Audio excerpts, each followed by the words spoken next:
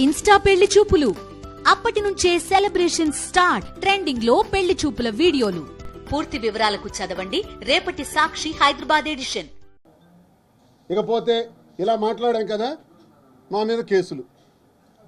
నేను మద్యం మీద అడిగాను, గట్టిగా కౌన్సిల్లో మాట్లాడాను. అచ్చెన్నాయుడు మద్యం సిండికేట్దారులకు అందరికీ శ్రీకాకుళం జిల్లాలో అదిరించి బెదిరించి బ్రాంతి షాపులన్నీ ఎలా చేజెక్కించుకున్నాడో దాని మీద మాట్లాడాను. వాకౌట్ చేశాము. వాకౌట్ చేసిన వాళ్ళలో యాక్టివ్గా ఉన్నాను కాబట్టి ఆ సాయంత్రానికే 19వ తారీఖు నా పైన కేసు. విచిత్రం ఏంటంటే పవన్ కళ్యాణ్ని నేను తిట్టానంట, పవన్ కళ్యాణ్కి చెప్పు చూపించానంట. నిజమే, చెప్పు చూపించాను, నేనేం అబద్ధం అట్లా. అది మీడియాలో సర్క్యులేట్ అయింది.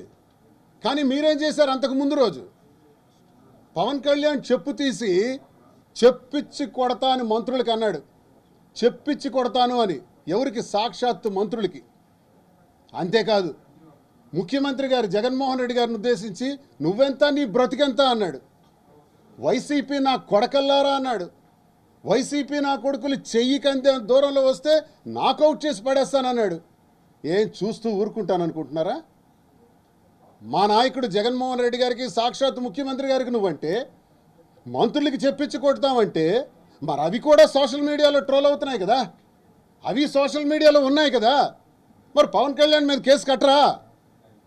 చంద్రబాబు నాయుడు చెప్పారు కదా, పవన్ కళ్యాణ్ చెప్పాడు కదా, మరి అలాగే మంత్రి గారు కూడా చెప్పారు కదా.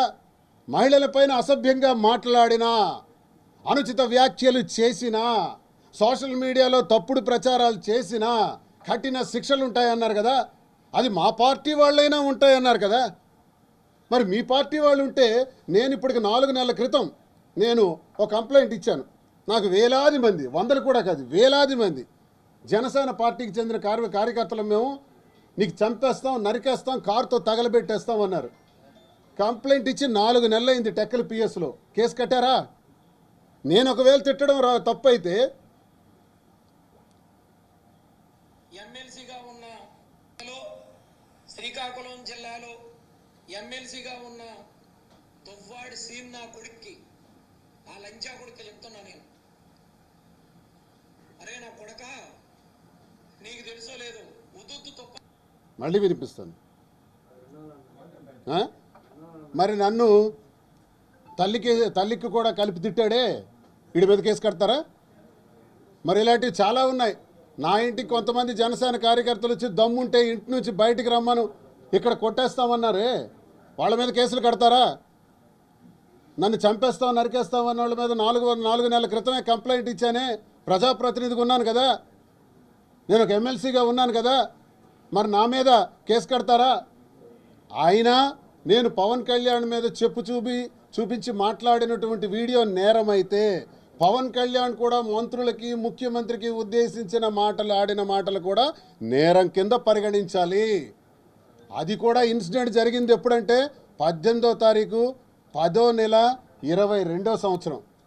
ఇదే తారీఖు 19వ తారీఖున కేసు కట్టారు, 11వ నెల, అలాగే 24వ సంవత్సరం. అంటే 2 సంవత్సరాల తర్వాత నా పైన కేసు. శభాష్, ఇది చట్టం అన్నమాట.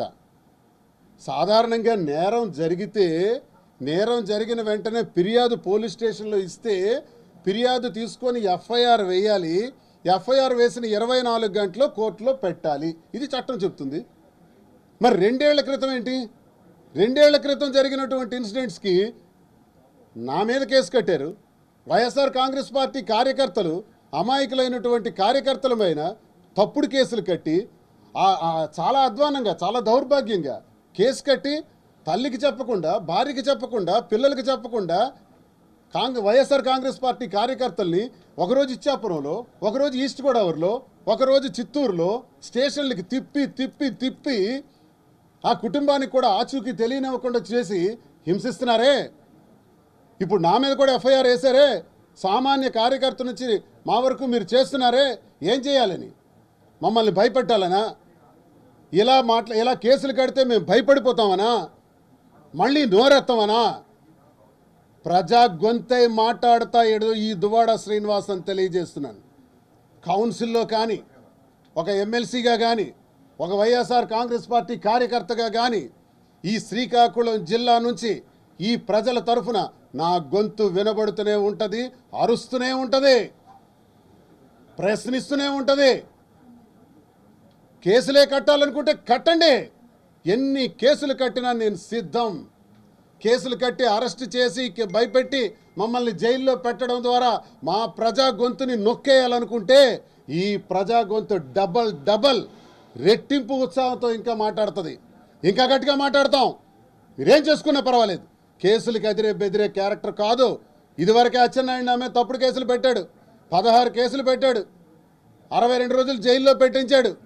ఆ అనుభవాలు వాళ్ళ వల్లే నాకు వచ్చాయి, అవన్నీ నేను చూశాను. ఇప్పుడు కూడా ఓకే, మీరు కేసులు పెట్టుకుంటే పెట్టుకోండి, జైలు జీవితానికి సిద్ధం. బెదిరేది లేదు, అదిరేది లేదు. జగనన్న తరఫున గట్టిగా మాట్లాడతాను, ప్రజా గొంతై గట్టిగా మాట్లాడతాను.